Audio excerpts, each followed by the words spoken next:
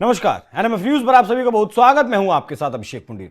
आज चर्चा करेंगे महाराष्ट्र के एक ऐसे विषय पर जो देश के लिए गंभीर विषय है।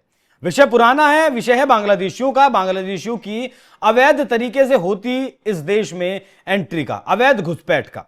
लेकिन इस विषय पर बहुत ज्यादा लोग बहुत ज्यादा तवज्जो इस विषय को नहीं देते हैं, गंभीरता से चर्चा नहीं करते हैं। लेकिन महाराष्ट्र की सरकार इस विषय पर, इस मुद्दे पर गंभीरता से काम कर रही है। जुलाई के अंत में महाराष्ट्र सरकार की तरफ से एक आदेश दिया गया और कहा गया कि इस राज्य में जितने भी अवैध घुसपैठिए रह रहे हैं उन्हें चिन्हित किया जाए। जब कार्रवाई शुरू हुई, एक स्पेशल टास्क फोर्स बनाई गई, तो पता चला कि पिछले कुछ दिनों में 50,000 से ज्यादा बने हैं जन्म प्रमाण पत्र फर्जी, 47,000 आधार कार्ड बने हैं। और आपको जानकर हैरानी होगी कि इसमें से 97% जो फर्जी आधार कार्ड और जन्म प्रमाण पत्र बने थे वो बांग्लादेशियों के बने थे, इस देश में रहने वाले लोगों के नहीं बने थे। जो गलत तरीके से, अवैध तरीके से इस देश में एंटर किए थे, उनके ये बने थे। इसी विषय पर चर्चा करेंगे।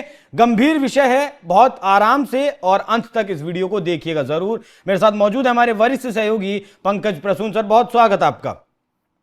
पूरा मामला क्या है, थोड़ा सा मतलब इसके बैकग्राउंड से बताइएगा। क्यों शुरुआत इस मामले की करनी पड़ी, क्यों स्पेशल टास्क फोर्स बनानी पड़ी और इतना बड़ा नंबर आखिरकार कैसे बांग्लादेशियों का?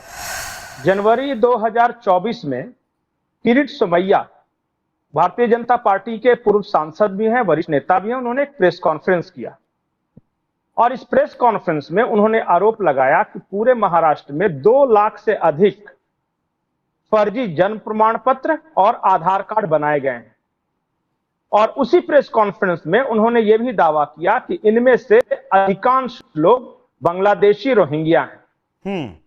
उस वक्त उनकी बात आई गई हो गई, क्योंकि उस वक्त महाराष्ट्र में उद्धव ठाकरे की सरकार थी। ठीक है। लोगों ने यह कहा कि ये तो बीजेपी वालों का काम है, इनके पास कोई फैक्ट्स नहीं है, ये ऐसे ही सांप्रदायिक राजनीति करते हैं, इसलिए ये सब हुआ। उसके बाद फिर से सितंबर अक्टूबर में विथ फैक्ट्स और विथ कागजात किरीट सोमैया ने आरोप लगाया कि देखिए भाई, यहां अवैध जन्म प्रमाण पत्र बन रहे हैं, इन लोगों के बन रहे हैं, फर्जी आधार कार्ड बनाए जा रहे हैं, महाराष्ट्र के लिए बेहद खतरनाक है। और दूसरी बार जब किया किरीट सोमैया ने, तो महाराष्ट्र में सरकार बदल चुकी थी और आ गई थी फडणवीस की सरकार। ठीक है जी। अब देवेंद्र फडणवीस ने इस पूरे मामले पे एक टास्क फोर्स का गठन किया और टास्क फोर्स को यह डेडलाइन दी कि 15 अगस्त 2026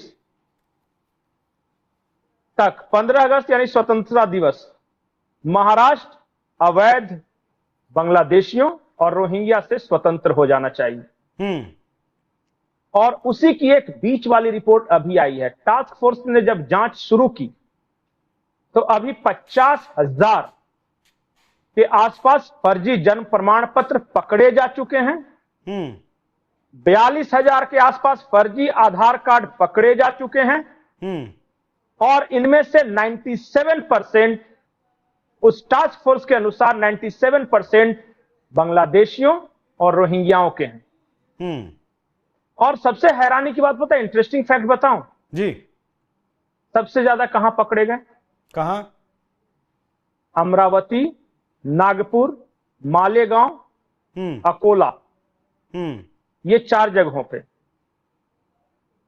नागपुर में तो पिछले दिनों हिंसा भी बढ़ी थी शायद। संघ का मुख्यालय भी है वहां पे। संघ का मुख्यालय भी है वहां। 2,000 से ज्यादा बांग्लादेशी पकड़े गए, फर्जी जन्म प्रमाण पत्र बनाने वाले या फर्जी आधार कार्ड बनाने वाले इतने पकड़े जा चुके। जो 50,000 की संख्या है ना, ये उसमें से 2,000 से ऊपर का कंट्रीब्यूशन नागपुर का भी है, जहां से देवेंद्र फडणवीस जी भी आते हैं। तो ये ऑपरेशन कचरा सफाई है। जो महाराष्ट्र में जो कचरा भरा हुआ है उसकी सफाई कर रहे हैं देवेंद्र फडणवीस। गुजरात में जो कचरा भर गया है उसकी सफाई कर रहे हैं हर्ष सांघवी। असम में जो कचरा भरा हुआ है उसकी सफाई कर रहे हैं हेमंत बिश्व शर्मा। अब बाकी लोग जो नहीं कर रहे हैं उनसे पूछना चाहिए। दिल से तो यही इच्छा है। हाँ, एक इसी तरह कचरा सफाई कर रहे हैं उत्तराखंड के मुख्यमंत्री धामी साहब। तो 4-5 राज्यों में ये कचरा हटाने का कार्यक्रम शुरू हो चुका है कि हमारे यहां जो रहेगा उसको अवैध हो तो जाओगे, वैध तरीके से आओ तो कोई दिक्कत नहीं। ये चल रहा है देश में। ठीक है। और महाराष्ट्र को इसलिए मैं ज्यादा गंभीर मानता हूं कि Maharashtra is financial capital of India. हाँ, वहां पे अगर उपद्रव हुआ या इस तरह का ये जो क्या आइलम मोहम्मद टाइप का जो करते घूम रहे हैं ना, अगर ये मुंबई में हुआ ना तो हमारी देश की इकोनॉमी पे असर पड़ता है, पूरे देश की इकोनॉमी पर असर पड़ेगा, इंटरनेशनली भी। और बिल्कुल। अब सोचिए कि अगर इस तरह के लफंदे अगर मुंबई में इस तरह की हरकतें करने लगे और उसको डिस्टर्ब करने लगे लफंडर लोग, तो भारत की अर्थव्यवस्था पे क्या असर पड़ेगा। ये लोग गुजरात में, महाराष्ट्र में, बॉर्डर स्टेट में, बंगाल में, असम में, त्रिपुरा में, हमारे देश की पॉलिटिकल राजधानी दिल्ली में, आईटी कैपिटल बेंगलोर में, हैदराबाद में, ये सब जगह भर रहे हैं। तो किसी न किसी को तो अपने हाथ गंदे करने होंगे। देखिए, अच्छा सर, पिछली सरकार ने सफाई शुरू क्यों नहीं की इस कचरे की? अरे पिछली सरकार ने बसाया, आप सफाई शुरू करने की बात कर रहे हैं। कैसे आदमी, पता है कैसे बसाया उद्धव ठाकरे की सरकार ने?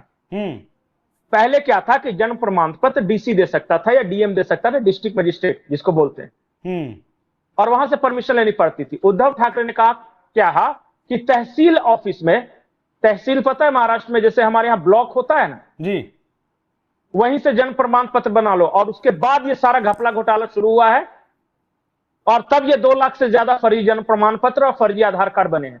तो उद्धव ठाकरे ने कंट्रीब्यूट किया ये रोहिंग्या और बांग्लादेशियों को बसाने में। और आप कर रहे कि क्यों नहीं रोका? उनको रोकना नहीं था, उनको तो बसाना था।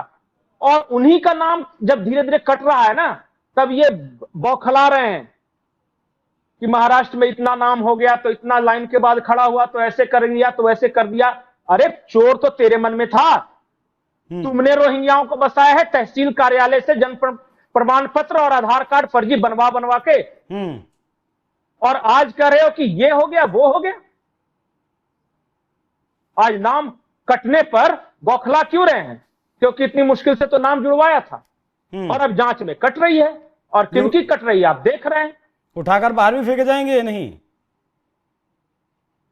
मतलब अभी तो ऑपरेशन, आप पहले स्टेप के बाद सीधे 7वें स्टेप की बात करने लगते हैं, दूसरा, तीसरा, चौथा, 5वां, अभी तो बहुत कुछ होना है। अभी तो नेशनल लेवल पे ये ड्राइव चलेगा। आपको क्या लगता है, प्रधानमंत्री नरेंद्र मोदी ने 15 अगस्त को लाल किले की प्राचीर से यह कहा है कि हम नेशनल डेमोग्राफिक मिशन को लेकर चल रहे हैं, जिसमें एक हाई पावर कमेटी बनेगी, जिसमें गृह मंत्रालय के बड़े अधिकारी, फॉरेन एक्सपर्ट, डिप्लोमेट सब रहेंगे उस कमेटी में। और वो कमेटी देश भर में पहले तो स्टडी करवाए कि कहां कहां कितने कितने ये सब अवैध रोहिंग्या बांग्लादेशी हैं। और एक बार उसकी पहचान हो गई तो जितने को डिपोर्ट किया जा सकता है करेंगे, और जिनको नहीं डिपोर्ट करना उसके बारे में विचार किया जाए कि इनका क्या करना है। क्योंकि इन कचरा को तो उनका खुद का देश लेने के लिए तैयार नहीं, तैयार होता तो आते जहां जाएंगे गंद ही फैलाएंगे। अब ये आपको क्या लगता है, मोदी जी ने ऐसे कहा, आसाम की रैली में कहा, लाल किले की प्राचीर से कहा, प्रधानमंत्री स्तर से ये बात कही जा रही है। अब समझिए क्या होने वाला है। और इसीलिए इन लोग अपना प्रयास तेज करेगा, आई लव मोहम्मद तो फलना तो ढेकना तो ये सब होता रहेगा। टेंशन नहीं लेना है, ठीक है, क्योंकि सामने वाला भी कुछ ना कुछ तो करेगा ही।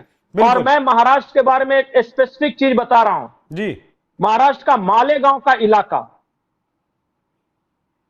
वहां से ये जो शुरू होते हैं और मुंबई के भिवंडी वाला पूरा क्षेत्र में, और अमरावती जिसके बारे में उद्धव ठाकरे ने कहा था कि वहां जो है ना एक मुसलमान मेयर और डिप्टी मेयर होना चाहिए। और जहां AIMIM की पकड़ है, वो सब कौन है, जलील, उसका क्या नाम है उसका, जलील, पूरा भूल जाए।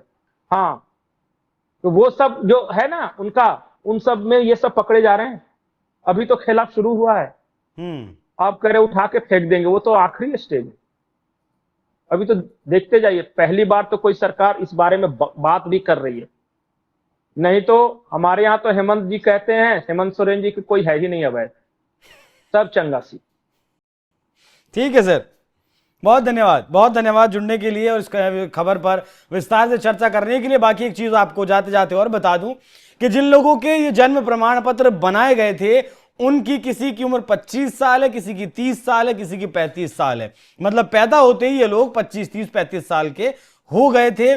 सबसे पहले तो इन लोगों को ढूंढ तो लिया ही गया है कि इन लोगों ने इनके फर्जी जन्म प्रमाण पत्र बनवाए या फिर बनाए, फर्जी आधार कार्ड बने और बनवाए, कितने पैसे लिए, उन सब का हिसाब अगर होगा तब पूरे देश की आंख खुलेंगी। जो पूरा गिरोह पूरे देश में चल रहा है ना, तभी उस पर कंट्रोल पाया जा सकता है। क्योंकि 2-2, 4-4 हजार रुपए में देश की नागरिकता देने का काम इस देश में बहुत सारे भ्रष्टाचारी बैठकर गली नुक्कड़ पर कर रहे हैं। उन पर भी सबसे पहले रोक लगाने की जरूरत है। बाकी जिस तरीके से फडणवीस सरकार ने महाराष्ट्र से कचरे सफाई के लिए कदम उठाया है, उस पर आप लोग क्या सोचते हैं? अपनी राय हमें कमेंट कर जरूर बताइएगा। नमस्कार।